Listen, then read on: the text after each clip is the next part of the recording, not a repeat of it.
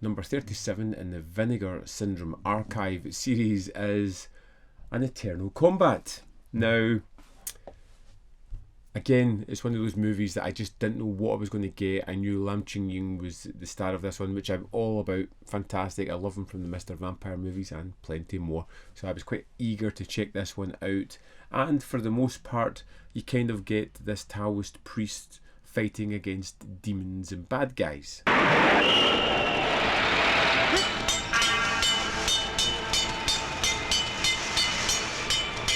CiCi,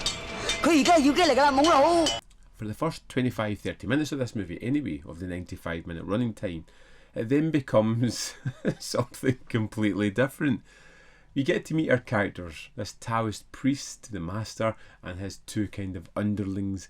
We get to see some great bad guys, and we get to see some fight sequences play out.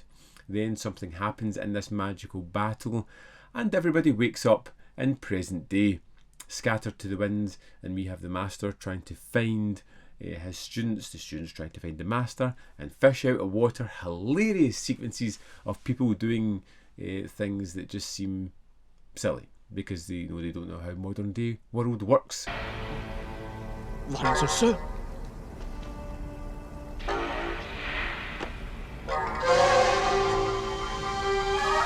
It's a bit like The Iceman Cometh, but it plays it more for laughs. It's more comedic. In this middle section of the film, when they first wake up in the modern day, is most definitely a comedic part of the movie. It almost forgets about the grandiose plot, and then the demons and the devils that they were fighting start to materialise in their modern day equivalents, and we have the battle again at the end of this one before everybody can return to the status quo of where the movie started. I do like certain things about this. I do like Lam Ching Ying.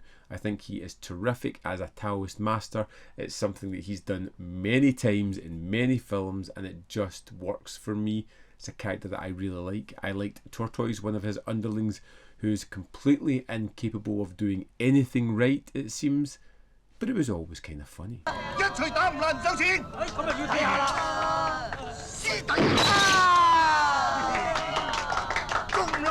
It was one of those genuine laugh out loud moments. Anthony Wong turns up in this one as a somewhat bad guy. There's no somewhat about it. He is awful. It's hilarious just to see him kind of deal with what he's dealing with and the kind of trauma that he brings to one of our characters, one of the female characters within this one.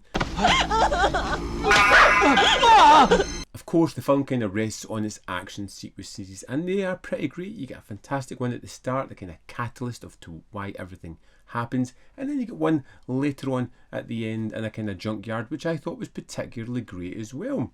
But there's long periods of time where nothing really happens, where you can almost feel they're padding out the runtime and doing sequences that you can tell exactly what's going to happen, how they're going to play out, and they don't offer much to the film. It's an inconsistent film in the main, but it's one that I did enjoy watching. It's quick run time, the great action set pieces, familiar actors that I liked and enjoyed seeing all help to this.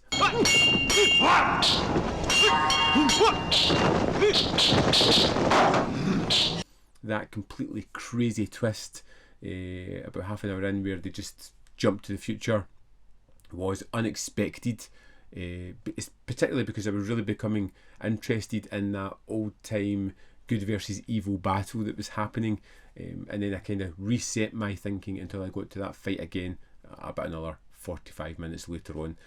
But the fighting was great. I think Anthony Wong was pretty terrific in this one, as well as a kind of pseudo bad guy, and it kind of delivered everything I wanted. Great action set pieces, some comedic moments that were good. You got Lam Ching Ying doing the Taoist priest thing, which is always great, and Anthony Wong as a bad guy, something that he does. Yeah. So there we have it. That's my thoughts on Eternal Combat.